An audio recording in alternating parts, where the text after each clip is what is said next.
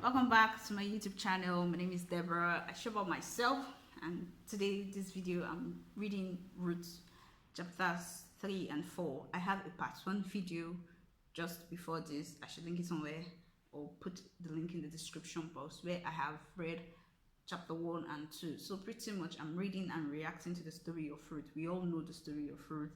She was the renowned woman in the Christian setting that shot her shot in quotes for a man.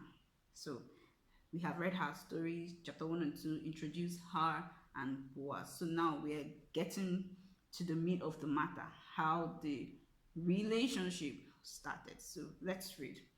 So Ruth chapter 3. Then Naomi, her mother-in-law, said unto her, My daughter, shall I not seek rest for thee, that it may be well with thee? Remember, if you paid attention to what I said in chapter 1 and 2, Naomi was a sweet woman, right? So this is Naomi thinking about her daughter, right? So it's really Naomi that's like did the underground work through God, of course. So let's continue. And now is not Boaz of our kindred, with whose maidens thou wast? Behold, he winnoweth barley tonight in the threshing floor. Wash thyself therefore, and anoint thee, and put thy raiment upon thee, and get thee down to the floor. But make not thyself known unto the man, until he shall have done eating and drinking. And it shall be, when he lieth down, that thou shalt mark the place where he shall lie, and thou shalt go in and uncover his feet, and lay thee down, and he will tell thee what thou shalt do. And she said unto her, All that thou sayest unto me, I will do.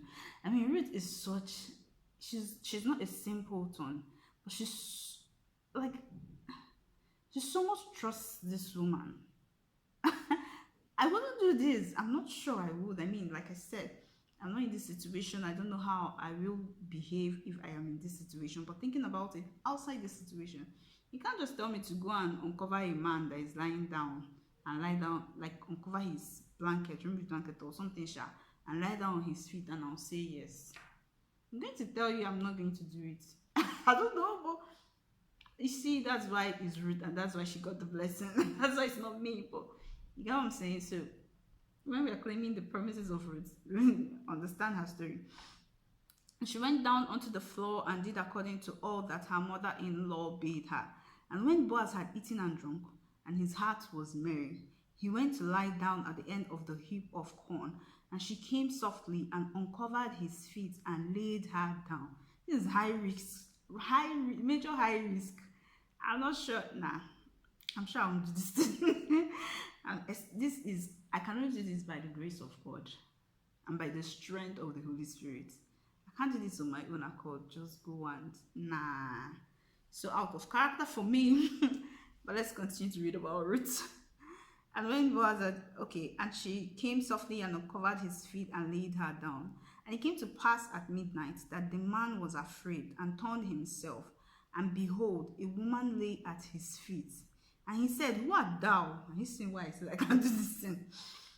Who art thou? And she answered, I am Ruth, thine handmaid.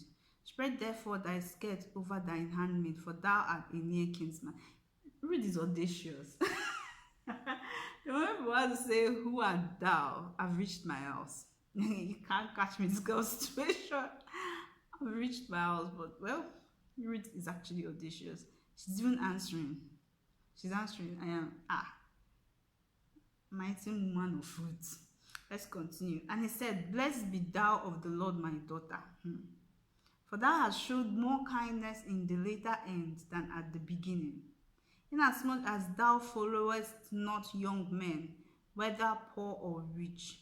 And now, my daughter, fear not, I will do to thee all that thou requirest. For all the city of my people don't know that thou art a virtuous woman. And now it is true that I am thy near kinsman. Howbeit, there is a kinsman nearer than I. Tarry this night, and it shall be in the morning that if he will perform unto thee the part of kinsman, well, let him do the kinsman's part. But if he will not do the part of a kinsman to thee, then will I do the part of a kinsman to thee, as the Lord liveth. Lie down until the morning. Boaz, excuse me, your daughter. Anyway, I don't know what age grab gap is. I don't know anything. And I mean, you can search that out on the browser, but I'm really not interested in searching that. But you see, he wants it. That's the summary. He's happy. He's happy that she did what she did. I mean, maybe he's been checking her out. Who knows? I don't know really. Honestly, I don't know. But let's continue. And she lay at his feet until the morning. He told her to continue.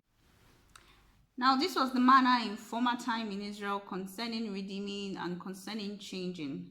For to confirm all things, a man plucked off his shoe and gave it to his neighbor, and this was a testimony in Israel. Therefore the king's man said unto Boaz, Buy it for thee. So he threw off his shoe, and Boaz said unto the elders and unto all the people, Ye are witnesses this day that I have bought all that was Elimelech's, and all that was Chilion's and Mahlon's of the hand of Naomi. Moreover, Ruth the Moabitess, the wife of Mahlon, have I purchased to be my wife, to raise up the name of the dead upon his inheritance. Remember, this is where he was really going to. That's the main thing, not necessarily the land. To raise up the name of the dead upon his inheritance, that the name of the dead be not cut off from among his brethren, and from the gate of his place.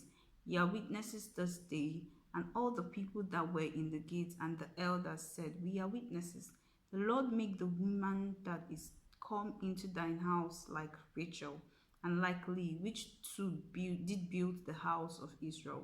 And do thou worthily in Ephrathah, and be famous in Bethlehem. And let thy house be like the house of Pharez, whom Tamar bare unto Judah, of the seed which the Lord shall give thee of this young woman. That was a blessing. This is where to know. So Boaz took Ruth, and she was his wife. And when he went in unto her, the Lord gave her conception, and she bare a son. And the women said unto Naomi, Blessed be the Lord, which had not left thee this day without a king's man, that his name may be famous in Israel. And he shall be unto thee a restorer of thy life, and a nourisher of thine old age. For thy daughter-in-law, which loveth thee, which is better to thee than 7 sons, had borne him. And Naomi took the child and laid it in her bosom, and became nurse unto it. And the women, her neighbors, gave it a name, saying, There is a son born to Naomi. And they called his name Obed. He is the father of Jesse, the father of David. Now, these are the generations of Pharez. Pharez begat Hezron, and Hezron begat Ram, and Ram begat Aminadab, and Aminadab begat Nahshon, and Nahshon begat Salmon, and Salmon begat Boaz, and Boaz begat Obed, and Obed begat Jesse, and Jesse begat David. This is such a good ending, and I'm such a sucker for good endings. Like, I love when things end well. This is the end of it though. It's just 4 chapters.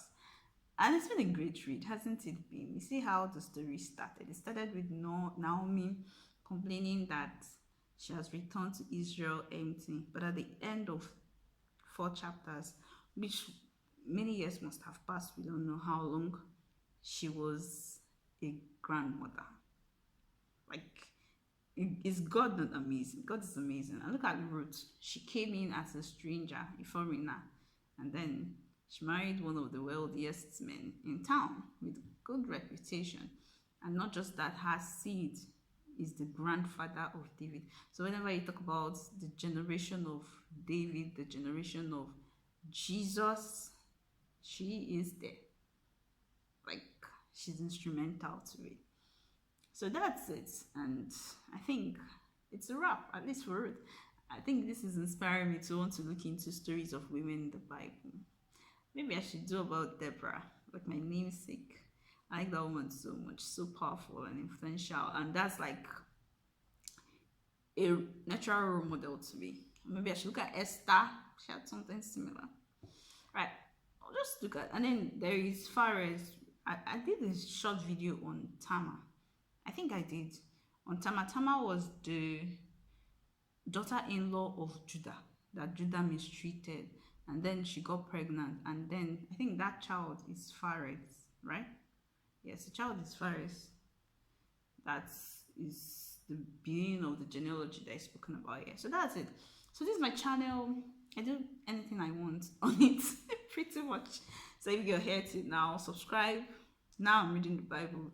Tomorrow I could just do a vlog, just go somewhere, make videos, take pictures, dump it, go somewhere, learn something, share it. Like, it's really not too deep, right? The genesis of this channel is because I just wanted to, share about me. I do research, I tell stories, I do content creation.